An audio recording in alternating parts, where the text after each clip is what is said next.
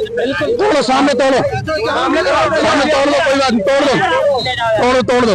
ये हमारे आपस का मामला, तोड़ो, कोई दिक्कत नहीं है, कोई बात नहीं। आपके सामने लाइव एग्जांपल दिला रहा हूँ मैं, लाइव, ये सबका बाप है।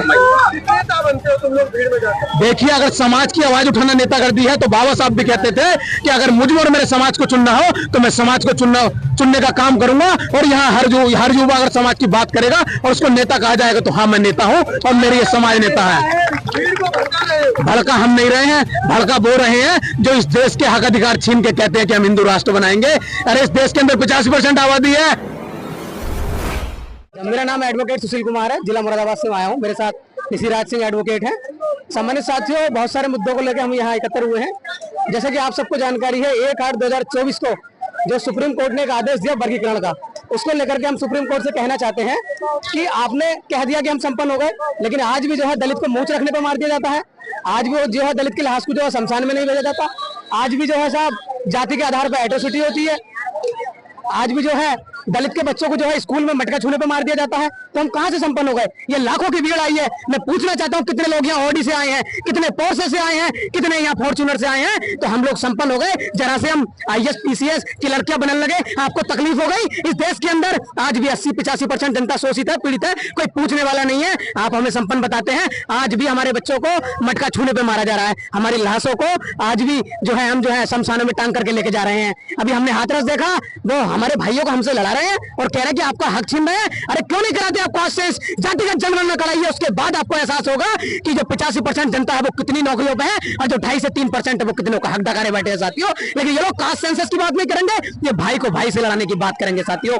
इस देश के अंदर मैं पूछना चाहता हूँ, सुप्रीम कोर्ट और हाई कोर्ट के अंदर कॉलेजियम से जज बनाए जा रहे हैं, लेकिन संविधान के आर्टिकल 124 है, नेशनल जुडिशियल अपॉइंटमेंट कमीशन इस देश में लागू क्यों नहीं हुआ? क्यों कि पहले बेटा जज बनता है, फिर उसका लड़का जज बनता है, फिर भाई का दोस्त जज बनता है, फिर उसका लड़का जज बनता है। तो ये कौन सा जो है इनडायरेक्ट रिजर्वेशन है? NFS लागू कर रहे हैं आप लोग सूटेबल ही नहीं हो, ऐसा कैसे हो? नहीं तो हम अगर हम सूटेबल नहीं हो तो हम इंटरव्यू तो कैसे पहुंच रहे हैं? हम सूटेबल नहीं है तो टीना डावी जैसी देश में टॉप कैसे कर रही है? हम सूटेबल नहीं है तो हमारे लड़के जो है 4-4 6-6 डिग्री लेकर क्यों घूम रहे हैं? मेरा पूछने का मतलब ये है आपसे। वाल्मीकि समाज तो कह रहा है कि हमें हमारा हक चाहिए। तो वाल्मीकि समाज को सरकार गुमराह कराने का काम कर रही है।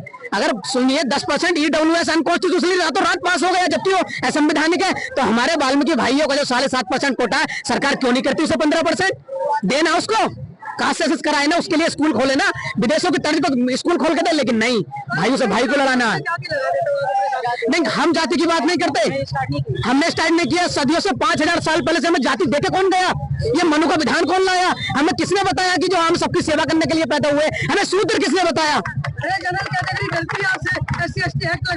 देखिए, डरती नहीं है। आज SC ST एक्ट है तो हमारी बहन बेटियों के हाथ काटे जाते हैं, आबरू लूटी जाती है। सुप्रीम कोर्ट के आदेश के बाद भी FIR नहीं हो पाती है। ब्रजभूषण सिंह के मामले में देख लीजिए, कोई मामूली बेटियां नहीं थी, इंटरनेशनल बेटियां थी, FIR तक नहीं हो पा रही, पुलिस उठा नहीं पा रही। अगर हमें ये हकों को बाबा साहब ने न दिए होते तो हम लोगों के साथ क्या होता? हमारी खाल उतारी जाती और कोई सुनने वाला पैदा नहीं होता। नेता बनते हो तुम लोग भीड़ में जाते। देखिए, अगर समाज की आवाज उठाना नेता कर दी है, तो बाबा साहब भी कहते थे कि अगर मुझे और मेरे समाज को चुनना हो तो मैं समाज को चुनने का काम करूंगा। और यहाँ हर युवा अगर समाज की बात करेगा और उसको नेता कहा जाएगा तो हाँ, मैं नेता हूँ और मेरी ये समाज नेता है। भड़का हम नहीं रहे हैं, भड़का वो रहे हैं जो इस देश के हक अधिकार छीन के कहते हैं कि हम हिंदू राष्ट्र बनाएंगे। अरे इस देश के अंदर 85% आबादी है, उसके वोट के टाइम पे आप उसे हिंदू कहते हो, उसके बाद उसकी हत्या करने का काम करते हो, उसकी आबरू लूटने का काम करते हो, मटका छूने पर उसके बच्चे को मारते हो। तो ये तुम्हारा हिंदू राष्ट्र कहां से हो जाएगा? संविधान के अंदर तो इक्वलिटी की बात की गई है, समानता की बात कही है, बंधुता की, मैत्री की बात की गई है। आज भी हम लोगों को जो है बहुत से मंत्री कह देते हैं कि ये लोग तो जो है हमारी बहन जी 4-4 बार हमने मुख्यमंत्री बनाया, उनके लिए क्या क्या टिप्पणी कर देते हैं साथियों। तो भेदभाव तो इन लोगों ने पैदा किया है। कहाँ भेदभाव है? 75 साल हो गए आजादी को, सब लोग कितने बड़े बड़े कपड़े पहनते आए, चमक रहे सारे। देखिए, मैं जवाब देता हूँ, अगर हम देखिए, दलित का मतलब केवल ये नहीं है कि फटी पैंट हो, फटी शर्ट हो। इन लोगों को तकलीफ ये है कि अगर दलित हो तो वो मैला कुचैला हो, उसकी बस्तियों के बाहर लगा हुआ हो, तो मलिन बस्ती का बोर्ड लगा हुआ हो, तब ये दलित मानेंगे। इन्हें ये ऐसे टिप टॉप वाले वकील जैसे दलित कहाँ पसंद है? तो उनकी खटिया खाली कर देंगे, तो देखना ही नहीं चाहते ऐसे दलितों को। पढ़ लिख जाते हैं, ब्राह्मणों की बेटी में शादी कर लेते हैं। देखिए, इतिहास रहा है। मान्यवर शाम साहब ने भी चमचा युग लिखा है, लेकिन उस दौर में भी क्रांतिकारी लोग पैदा हुए हैं। 2-4 लोगों के भटकने से मिशन नहीं रुकता है साथियों। बड़े नेता बनते हैं, जाके ब्राह्मणों के बेटे से शादी कर लेते हैं। देखिए ऐसे तो मैं बात करूंगा, भटकने वाले सब जगह हैं जो दिन रात मुस्लिमों को पानी पी कर कोसते हैं। लिस्ट निकाल कर देखिए, सबसे ज्यादा दामाद उन्हीं के हैं। काम करते हैं। मतलब दलित और मुस्लिम के साथ आप हिंदू और दलित करोगे? नहीं, हिंदू दलित हम नहीं कर रहे और कर रहे हो? नहीं। हिंदू की बात मत करिए, राष्ट्र की बात करिए, भारत की बात करिए। तोड़ रहे हो आप लोग। नहीं, हिंदू नहीं है देश के अंदर है, इसके अंदर हिंदू भी है, मुस्लिम भी है, सिख भी है, ईसाई भी है। हिंदुओं को ये खुद तोड़ रहे हैं। डॉक्टर अम्बेडकर 1931 में सम्मेलन में बोले थे हारकर कि हम हिंदू नहीं है, उसके बावजूद भी तुम सब लोग मंदिरों में जाते हो। देखिए हमारे समाज को बहुत बुरी तरीके से मानसिक गुलाम बनाया गया। हम लोग पढ़े लिखे आगे बढ़े, हमारे समाज के क्रांतिकारी लोग निकल करके आए, तब हमारे लोग जागरूक होने का काम कर रहे हैं और डंके की चोट पर समाजवाद को टक्कर दे रहे हैं। आप कह रहे हैं लोग जागरूक नहीं है? अरे लाखों की भीड़ यहाँ आई, अगर ये जागरूक तो क्यों नहीं आते?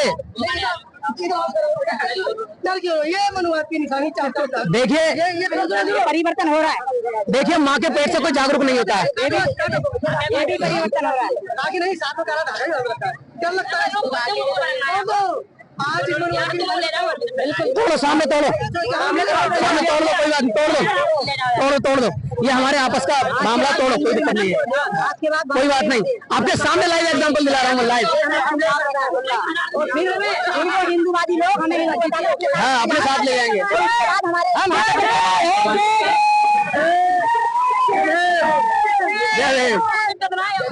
सवाल जी, ये क्रांति है जी, क्रांति है, क्रांति है, बदलाव है, बदलाव है। आज जो लहर में उठी है युवाओं की।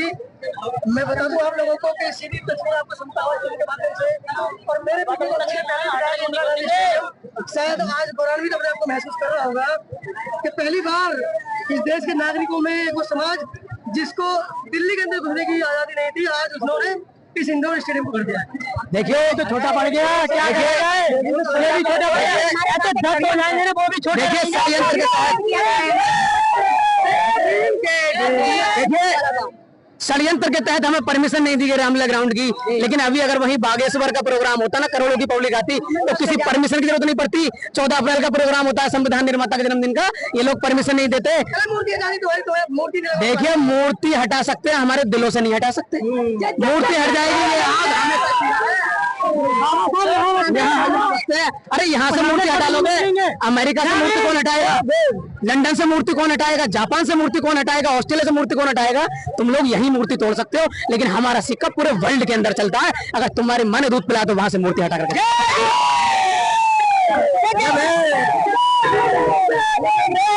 ये सबका बात है। जय भीम, जय संविधान।